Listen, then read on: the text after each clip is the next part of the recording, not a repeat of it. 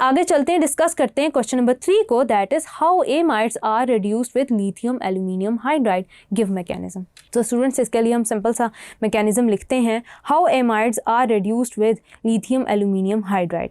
तो स्टूडेंट्स चलते हैं, सबसे पहले CH3 एसिटामाइड ले लेते हैं, NH2। अब स्टूडेंट्स हम क्या करते हैं कि इसका एनाइन लिख लेते हैं HAlH3।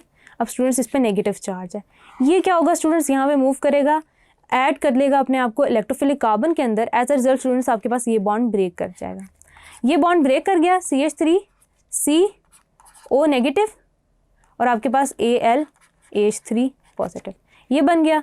यहाँ पे स्टूडेंट्स आपके पास हाइड्रोजन अटैच हो गया, यहाँ पे आपके पास एमाइन ग्रुप अटैच हो गया।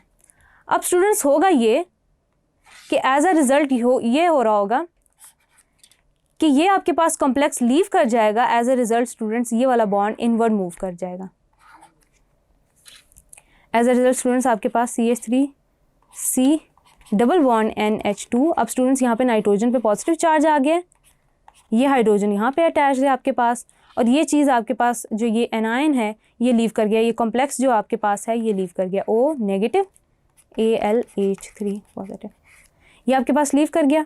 अब स्टूडेंट्स यहाँ पे क्या होगा कि दोबारा से एक एनाइन आएगा आपके पास लिथियम एल्यूमिनियम हाइड्राइड का, एल्यूमिनियम हाइड्राइड आएगा और वो दोबारा से हाइड्रोजन ऐड कर देगा यहाँ पे। एज अ रिजल्ट स्टूडेंट्स ये वाला बॉन्ड दोबारा इस तरफ मूव करेगा और as a result students nitrogen के ऊपर न्यूट्रल कंडीशंस हो जाएंगी, यानी कि पॉजिटिव चार्ज खत्म हो जाएगा। एज अ रिजल्ट स्टूडेंट्स आपके पास क्या जनरेट होता है, CH3 CH2 NH2, यानी कि आपके पास प्राइमरी अमीन जो है वो जनरेट होता है as a result of the reduction of amide. तो स्टूडेंट्स ये हो गया हमारा मैकेनिज्म।